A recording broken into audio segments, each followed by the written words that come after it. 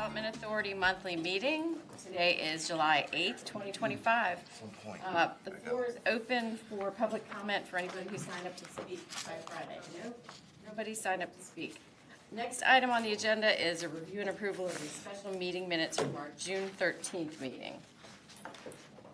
Any Move to comments? approve. All right, I've got a motion from Mr. Brumke. Second. I'll take a second from Eric Keplinger. All in favor, say aye. Aye. All opposed, same sign. That motion carries. Thank you. Next item is a review of financial statements for June. Howie?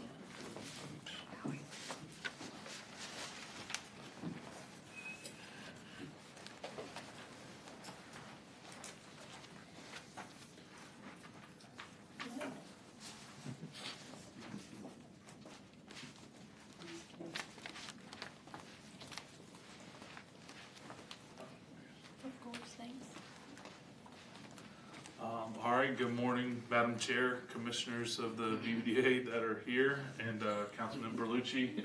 I will be going over the monthly cash flows and financial statements or financial activity for the month of June.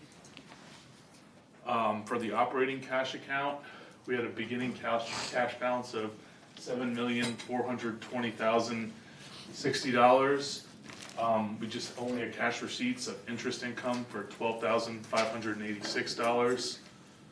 Cash disbursements for the month were $146,357. This was for an insurance policy for the Atlantic Park Entertainment Venue, covering the periods of May 1st, 2025 to April 30th, 2026. So 1-year policy that was paid to Venture Waves. And it's my understanding that that will eventually be reimbursed by Live Nation. We had $63,070 for offsite infrastructure and asset construction through May 31st, 2025. That was paid to MVP. We actually had 2 payments for the offsite infrastructure and asset construction, just due to the timing of when I could get the check signed. But we made the payment for the invoice through April 30th, 2025 as well during June. And that was for $60,673. Just over $15,000 for the monthly conduit management, covering the period of June 15th to July 15th. That was paid to Global Links. $10,350 for utility markings in the Corporate Landing Business Park. And this covered a period of January 1st to June 9th, 2025, which was paid to Mid-Atlantic Surveying and Design. And finally, we had just under $4,000 for legal services for the Atlantic Park project through April 30th, and that was paid to Davis Commercial Law. This leaves us with an ending cash balance on June 30th of $7,264,363. Also for the operating account, this is the amounts that were paid at the beginning of the month, and then the VBDA was reimbursed by the city before the end of June. We had $2,992,834 for the draw number 28 of the entertainment venue, paid to Venture Waves. This was related to Atlantic Park, and then we also related to Atlantic Park. We had the draw number 28 for offsite infrastructure, paid to Venture Waves for $418,995. For Innovation Park, we had draw number 20 for offsite construction work through May 31st, 2025, paid to Architectural Graphics, and that was for $237,304. And we had a small little expense of $1.4 thousand for Innovation Park construction phase services and special inspections through April 30th. That was originally paid to Kimley Horn. Finally, for Corporate Landing, we had the draw request number 1 for bond payments and offsite infrastructure work paid to Sea Breezy Enterprises, and that was for just under $200,000. For the capital maintenance account, there was no activity related to the amphitheater, and that leaves us with appropriations of $581,498. For the Human Services Capital Maintenance Account, we received the July monthly rent payment of $47,910. Then for expenses, we had the roof replacement, which is the construction and replacement phase, pay application number 5. That was paid to Simpson Unlimited for $123,745. Also related to the roof replacement, we had re-roofing and cooling tower replacement. This was related to the design phase, paid to HBA Architecture for $10,228. And finally, we had an expense for elevator repairs and modernization, also paid to HBA Architecture for $9,856.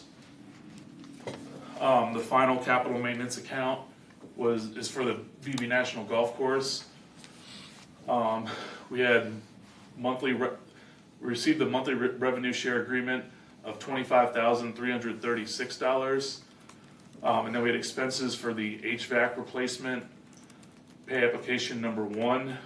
This was for construction parts and labor, paid to Adrian Builders Group for $104,415. We had roof replacement, construction materials and repairs, paid to Integral Contracting for $77,321. And then also related to the roof replacement and the HVAC replacement, we had construction administration, paid to HBA Architecture for $14,485. And then the final expense was for Pond 1 maintenance plan, paid to VHB for $2,736. That leaves us with an ending balance at the end of June of $2,037,996. For the incentive and initiative accounts, there's 2 separate cash accounts. One is for the facade improvement grant, and during June, we paid MMM Coffee, which is more commonly known as Badass Coffee, for the repave their asphalt parking lot. That was for $3,250. For the Animal Medical Center, they were reimbursed for landscaping improvements of $2,786. And then finally, for Rockefellers Incorporated, they were reimbursed for landscaping, lighting installation, and signage of $6,322. That leaves the ending facade improvement balance at $83,227. And then for the small business grant program, we have vehicle repairs, advertisement and equipment purchases. That was reimbursed to 757 Transport for $5,454. We had marketing and advertising reimbursement to Rikaya Gibson for $3,250. We had new flooring installation for the spa and pool area. There's also wall painting and equipment purchases. That was reimbursed to Unique Skin and Body Bar for $5,156. And then finally, we had business supplies and software support reimbursed to Security Scholars of $6,989. And that leaves us with an ending cash balance for the small business program of $500,880. And then the final cash account is the final slide is the EDIP grant summary. The ending EDIP appropriations we have at June 30th was $11,103,358. During the month of June, last month at the board meeting, we approved a $828,130 capital improvement grant. This was acoustical sheet metal phase 3, and for every $54.34 that they cents that they spend, they will be reimbursed $1. For the EDIP Part B, we also had the award approved at last month's meeting. This one was for Amada Hoffler. The total award was for $375,670. It's all capital improvements. And for every $36.21 that they invest, they will be reimbursed $1. So after the two awards last year, adding to the encumbered balance, we had a EDIP Part A encumbered balance of $5,989,612, and we had an amount encumbered by EDIP Part B of $1,670,000, and that leaves our ending EDIP grant funds that are available for future awards of $6,990,282. Are there any questions? That was the last financial slide. Thank you, Howie. Any questions for Howie? All right. All right. Looks like we're good. Thank you. Next item on the agenda is VBDA assets. Emily's going to give us a town center garage security update. Great. Good morning, Councilmember Bellucci, Madam Chair, members of the board. So last month, we had renewed town center garage security contract, and there were some questions about town center security in general, and an update was requested at that time. So this is kind of the overview of that. So the garages in town center are owned by VBDA. That's how this body is involved, but they're pretty much totally operated and managed by City of Virginia Beach Parking Management.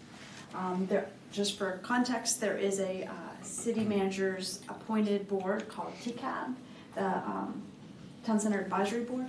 They meet monthly, and they include all the stakeholders you see on the screen to go over issues such as security, events, happenings around Town Center. So economic development is involved in those discussions, as well as all the other kind of stakeholders in Town Center. The police, the 3rd Precinct, are involved as well in that TCAB group and report out regularly. This is a summary from May to July of recent activity in Town Center. You can see the about 368 calls for service, with the traffic stops included in those. About 72% of them are citizen-generated of those calls, and about 28% of them are officer initiated calls. There was a recent apprehension of some adolescents that were causing disruptions, such as pulling fire alarms in the garages at odd hours of the night, and were caught while attempting to break into parked vehicles in the red garage recently. So hopefully some of that activity will go down. And then we also have a homeless response team. That's a partnership, and mostly the city housing and neighborhood development office has a outreach team. They work together to help people in need. Our housing resource center to try to get them housing. But there is the response team regularly comes to Town Center 3 to 4 times a week and actively, routinely engages. This was a recent update in 6 to 7 individuals, 3 of which they're actively working with to get housing. They do focus on the garages. And then we just mentioned the garages. There's 5 of them in Town Center. You can see they're all kind of color coded. So we refer to the red garage, which is at the west end, or the green garage, which is the Marta Hoffler Tower. You probably parked in the orange garage today here at the Clark Nexon building. Again, the operations and maintenance is funded by the Town Center SSD, not out of VBDA's operating budget. And then there are routine elevator and structural assessments completed every 3 years that are funded by a capital improvement project for those necessary repairs. So there's a security contract and a management contract for the garages. PCI does the operations and enforcement, especially like the 2-hour parking. They enforce that. And then Devaris has a security contract with Securitas. This is the one you approved last month, the renewal of. They have their own incidents and reporting updates daily and reported to TCAP on a monthly basis. We looked at the first half of 2025, and Advance It Today and graffiti and vandalism was the #1 incident report as our fire alarm triggers. hopefully again that would go down. There's roving foot patrols and police, or vehicle patrols 7 days a week. You'll see a little Securitas vehicle out there. And then they have security cameras, alarms, and license plate readers that help them enforce the garage security. So if you're to consider, I think one of the requests was what we could do to increase security. TCAB's discussed this on a number of occasions. In addition to the Securitas foot patrols, there's been a talk about getting additional vehicle and foot patrols on the weekends. So that's like Friday, Saturday, Sunday. And Sunday nights, that would be a $50,000 increase in that security contract. But if so interested, we believe the SSD could accommodate that extra $50,000, and that would be an amendment to the security contract you approved last month. We could easily accomplish that.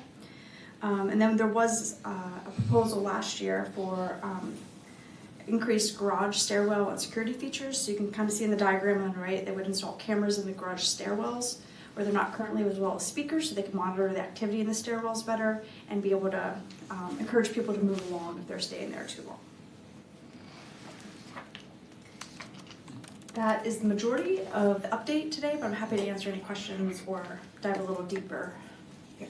Emily, I've got a question for you. How did the advisory group, what was their feeling on the $50,000 amendment? I mean, did they think that the weekend monitoring is something that we should do? Yes, it was wholeheartedly supported. Okay, so that may be something, I assume we can't vote on that today. Would that be something?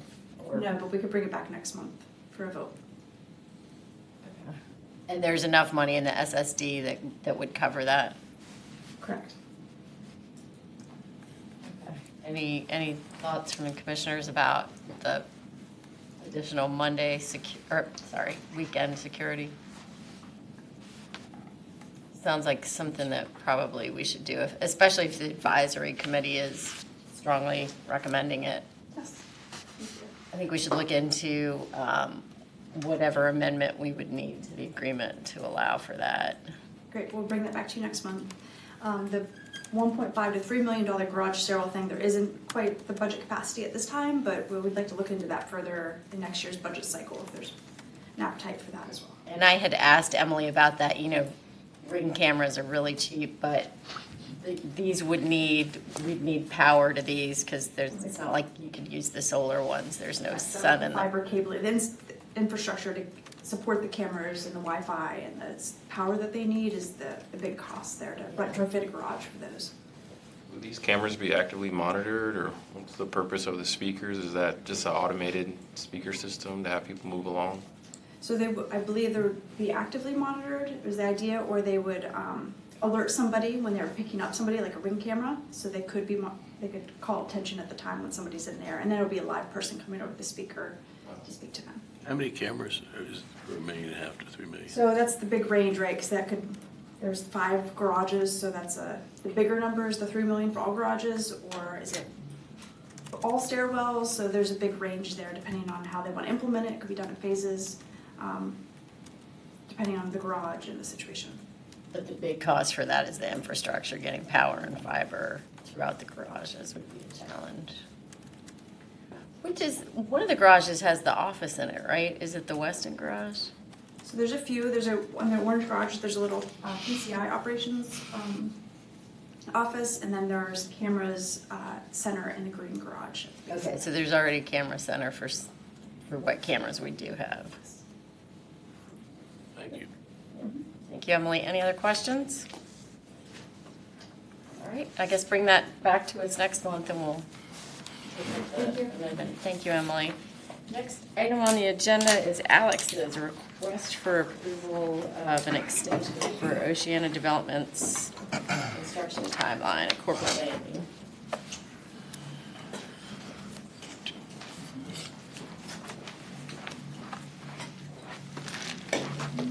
Good morning, Councilman, Madam Chair. Good morning. As described, we are asking for an extension of a deadline you guys approved a couple years ago. Disclosures. Party in interest here is the Miller Group. This has to do with the land swap that we entered into where the authority acquired some property next to Sanyo from the Miller Group, and then they acquired 10.4 acres on Perimeter Parkway from the authority. The issue is they were to commence construction by October of this year. They have submitted a site plan, but they've run into some challenges regarding stormwater and getting those calculations, and they do not believe they'll have a shovel in the ground by October. They are taking your deadline seriously and have come to you and asked for an extension of that time. They are planning 100,000 square feet of industrial space, which is what we contemplated when we did the swap back in 2022. There are some pretty pictures. And they are, in fact, they're requesting an extension to March of next year where they feel they'll be well under construction by that point. Any questions for Alex? Kathy, I hate to put you on the spot. Do you know, is that realistic as far as where their site plan is? I need to check and see where it is in the process. Their attorney thought so. I asked her to come up with a deadline so we wouldn't have to come back here. Okay. She said March. It's not too long. 6 months. Yeah. All right. Any issues, any questions for Alex? How do y'all feel about a 6-month extension for Oceana Development LLC? Move to approve. Got a motion for Mr. Brunke? Second. Second for Mr. Weiner. You were faster. All in favor, say aye. Aye. All opposed, same sign. That motion carries. Thanks, Alex. Next item on the agenda is our biannual Freedom of Information Act refresher training. And Mr. Ingram just stepped out.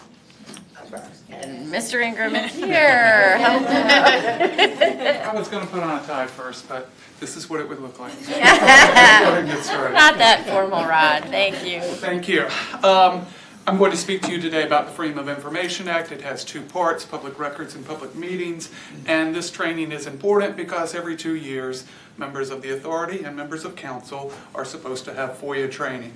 At the end of this, Kayla will send an email to the city clerk with all your names, including the council member, and y'all will be good for 2 years. Okay. Freedom of Information Act, or FOIA, is the primary state law governing citizen and media access to public records and public meetings. The general rule is that all public records are open to inspection and copying, but the act only applies to existing documents. The act does not require the city or authority members to answer questions or to create documents. This is the only statutory definition I have, but I want y'all to see how broadly the General Assembly has defined public records. It's all writings and recordings that consist of letters, words, or numbers, or their equivalent set down by handwriting, typewriting, printing, photostating, photography, magnetic impulse, optical or magnetic optical form, mechanical or electronic recording, or other form of data compilation, however stored regardless of physical form or characteristics. And here's the key. It's anything that's prepared or owned by or in the possession of public officers, public employees, in the transaction of authority business. Examples include email, whether it's a VB.gov account or your personal account. If it's about authority business, it's a public record. Text messages, a note written with a crayon on a napkin, computer data, draft documents. The point of these examples is it doesn't matter what the format of the record is. If it's a document or recording, electronic or otherwise of any kind, and it's used in the transaction of authority business, it's a public record. Any Virginia citizen who is not in jail or prison, or any member of the press, and it's certain press with publications and broadcast in the Commonwealth of Virginia, they may make a Freedom of Information Act request. If we receive a request for public records from a non-citizen who is not a member of the press, or from an inmate or prisoner, we're not required to respond. There is a caveat to that. There's a separate law called the Government Data Collection and Dissemination Practices Act. And it is basically says you get to know what the government has about yourself. So if, for example, I lived in Virginia Beach, I failed to pay child support, Virginia Beach Human Services has a file on me, and then I moved to California, I can make a FOIA request. Virginia Beach DHS, I want the documents you have about me personally, and in that scenario, you don't have to be a Virginia resident. Okay. A request doesn't have to be in writing. A request for documents it doesn't have to be in writing. It can be over the telephone or in person. They're not required to cite the act or to say this is an official Freedom of Information Act. If a Virginia resident or a member of the press asks for a public record, she's made a FOIA request whether she realizes it or not, and all the rules that I'm about to go over, including an initial response within 5 business days, are in effect. And the motive of the requester is irrelevant, even if the request is made solely to harass the city or to impede the daily operations of the authority. A requester must identify the record she seeks with reasonable specificity. So, for example, a request for anything that might help me when I sue the Development Authority is not reasonably specific, but a request for any documents referencing street repairs since 1995 on the 2600 block of Atlantic Avenue, we know exactly what she's asking for. That is reasonably specific. If we have questions, we can ask the requester for clarification. Within 5 business days of receipt of the request, so today is a Tuesday, there are no city holidays between this week and next week. That means if the request comes in today before 5, we need to send a response by next Tuesday by the end of the day. So what do we do when we get a request? Well, we can provide the requested records. We can redact the records and cite the exemptions in writing if portions of the records are protected by a FOIA exclusion. For example, there might be an email where a meeting is, we're trying to set up a meeting, and someone may write and say, Tuesday doesn't work for me, my son broke his arm and I'm taking him in for surgery. If we get a FOIA request for emails, and it includes that email, the part where you wrote, son broke his arm, surgery, I can redact as a medical record, but the rest of the email I have to release. We can withhold records citing the exemptions in writing.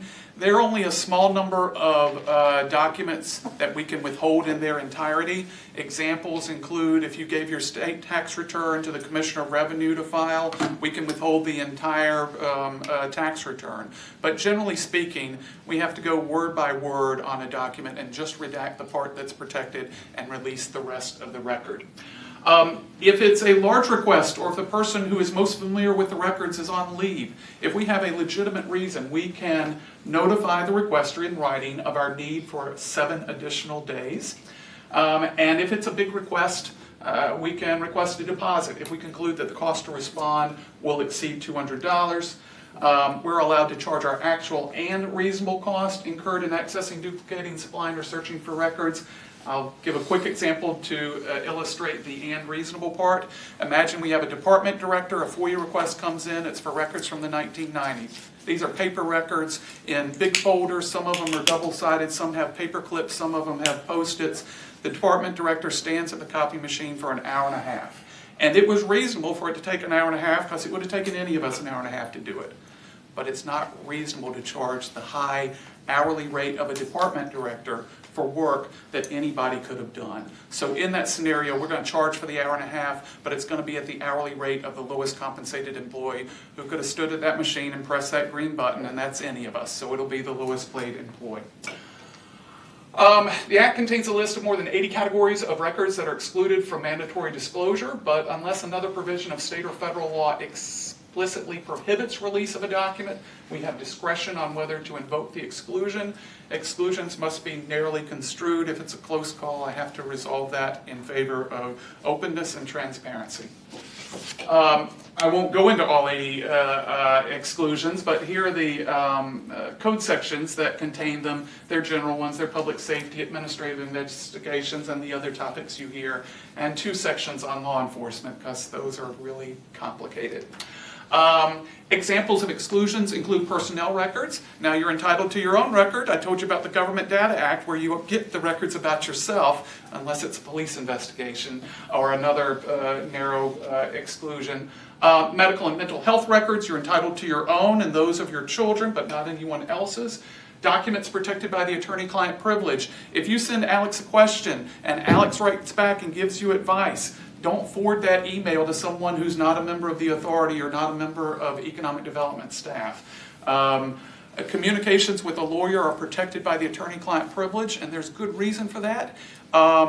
You need to be able to trust your lawyer, And you need to be able to tell your lawyer all the pertinent facts, because we got to have all the facts to make the right legal conclusions. To encourage that candor, there is protections on conversations between a lawyer and her client, but you have to be sure that you don't waive the privilege by forwarding that advice to somebody else, like a third party, like a vendor or a contractor. Certain records about the award of a contract prior to award are protected. That makes sense. If y'all are negotiating with a vendor, you don't want the vendor to be able to make a FOIA request for all your documents, including the document that says, here's what we'd be willing to give in on the negotiations. But once we've selected the vendor, once we've spent the taxpayers' money, the taxpayers have a right to know why we picked that vendor. So once the contract is awarded, almost all of the records relevant to that procurement are going to become public. Documents created exclusively for use in a closed meeting. You'll have a closed session during this, and the PowerPoint that was prepared exclusively for that. If I get a FOIA request for it in the future, I can withhold that forever. Also, documents for which disclosure is explicitly prohibited by federal or state law. They include things like tax returns, but also documents of human services about a whistleblower in a Child Protective Services case, or the identity of a victim of sexual assault that's contained in police records. Enforcement. Anyone who thinks that a public body or a public official has violated the act may file suit in General District or Circuit Court.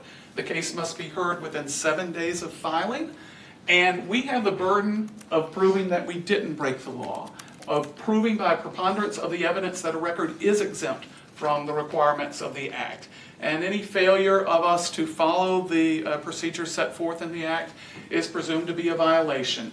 Violations can subject an official or an employee to civil penalties ranging from $100 to $500 per violation. If somebody asks you for public records, if you have it and can hand it to them, that's wonderful. If they're a kind person and they're willing to take this request, you could say, hey, the agendas for the authority are already on the website. If you search for Yes Virginia Beach, or you search for Virginia Beach Development Authority, you go there, you'll see all those things. If you don't see it, contact me and I'll get it back to you. If you can divert them and they're willing to do that, then more power to you. But if they say, no, you're a public official and I'm making a FOIA request, well then you try to capture what they want and share that information with staff. You can contact Kayla, you can contact me, you can contact Alex.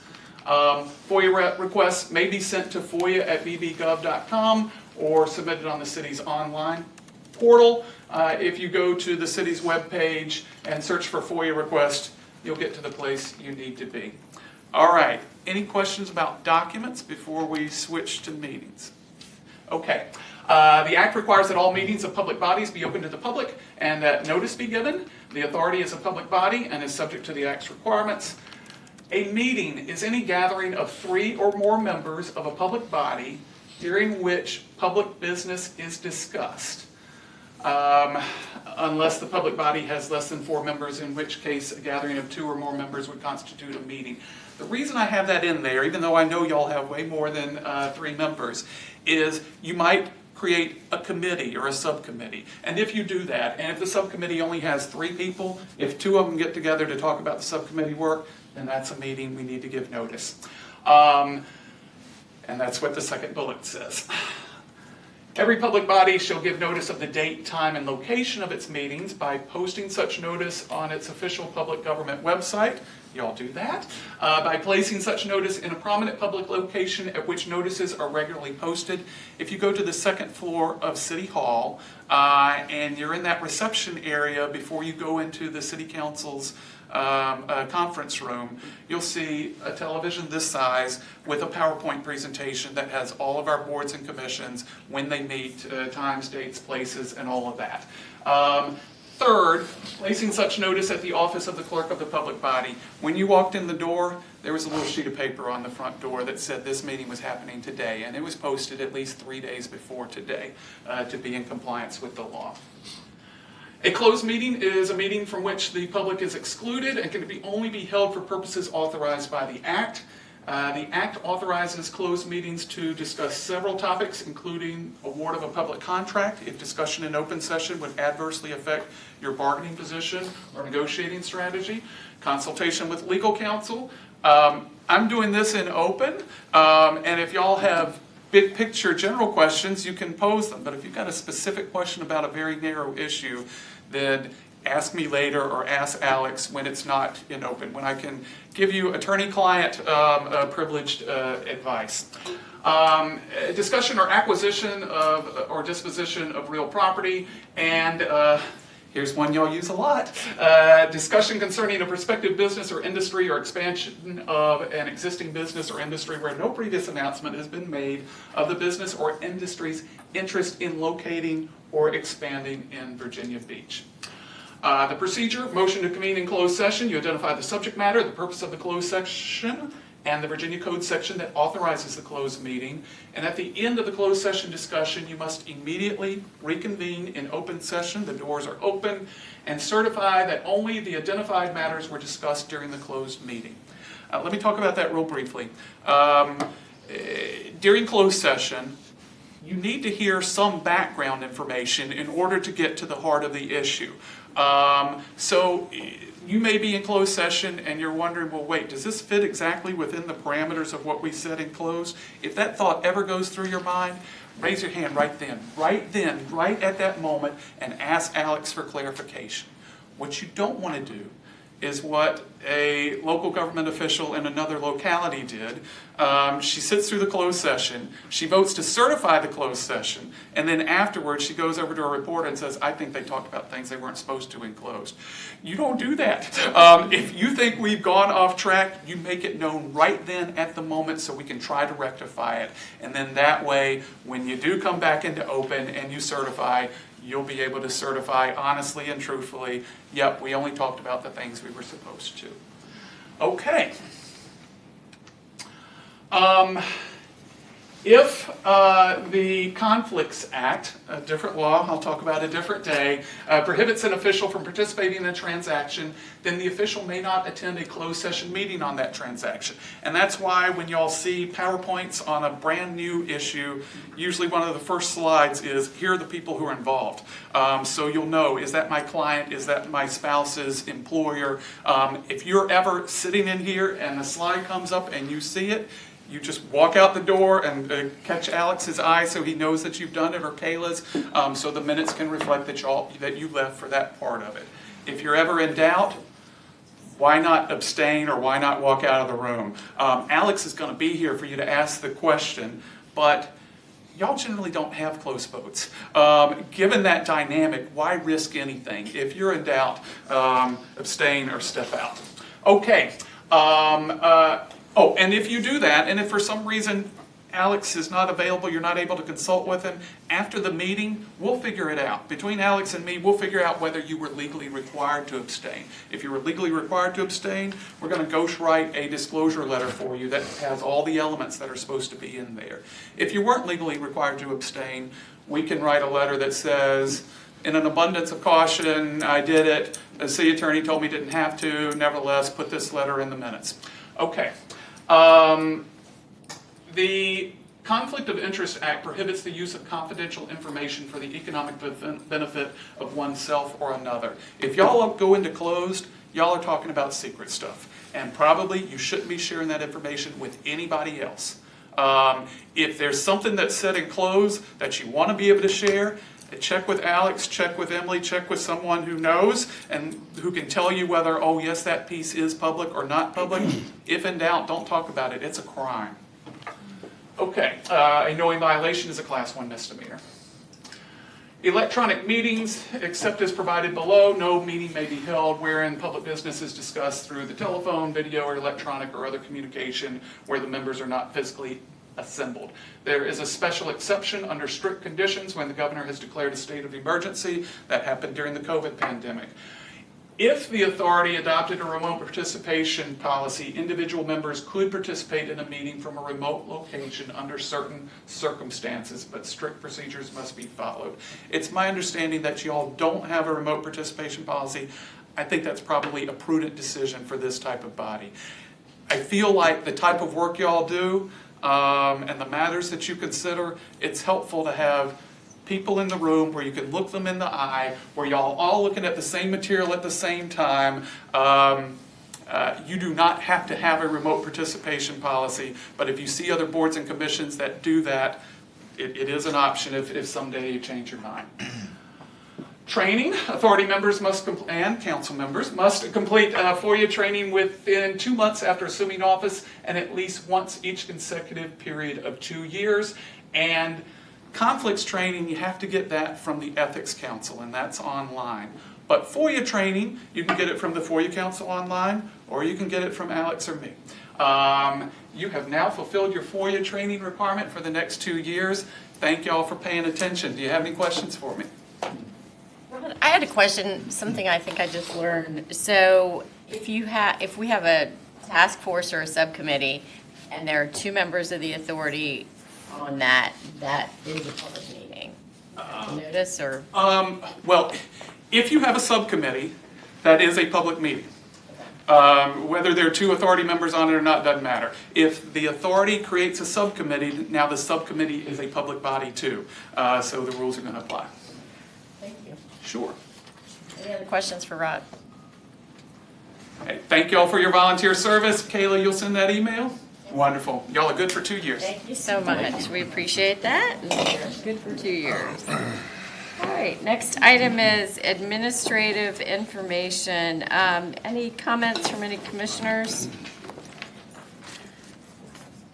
Hearing none. I just wanted to let everybody know that I did receive a lovely thank you letter from Jake Jaycox, the retired chief of police, thanking the VBDA for its contribution to the Virginia Beach Police Foundation. If you guys remember when we had our business appreciation golf tournament back in May, the proceeds of that went to the Virginia Beach Police Foundation. So they sent us a lovely letter thanking us, and I just wanted to mention, if anybody in the public would like to learn more about their work or discuss how they might become a long-term donor, the email is info@vbpf.org. And again, they thank us for our support. So that was, I think, a great thing for us to do. Next item is the director's report, and Emily's going to give that to us.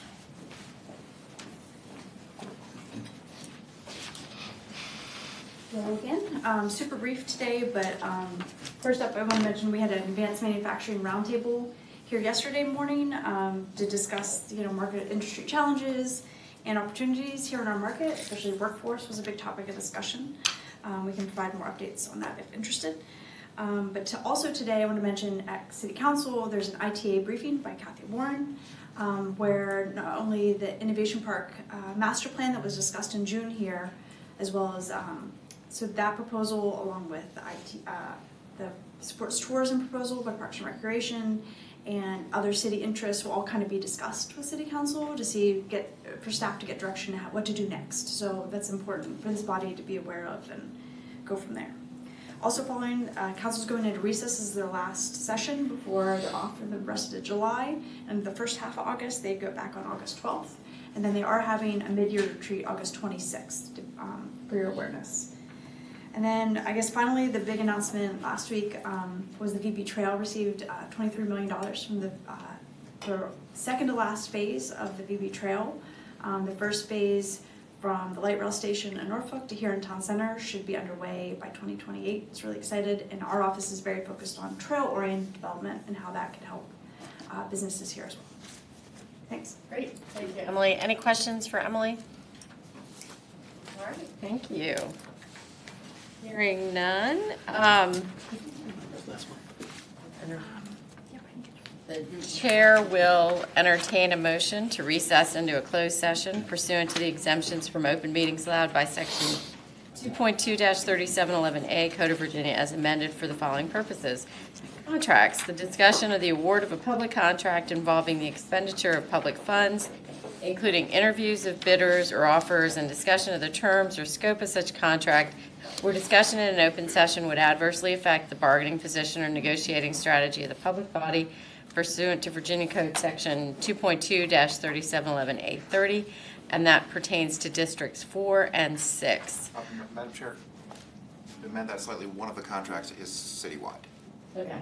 And one contract citywide. All right, so I'll need a motion, a second, and then a roll call vote. Kayla? So moved. Second. Motion from Mr. Keplinger, a second from Mr. Bronke. William Brunke. Yes. Don Horsley. Yes. Eric Keplinger. Yes. Esmail Meeks. Yes. Lisa Murphy. Yes. Mike Standing. Yes. David Weiner. Yes.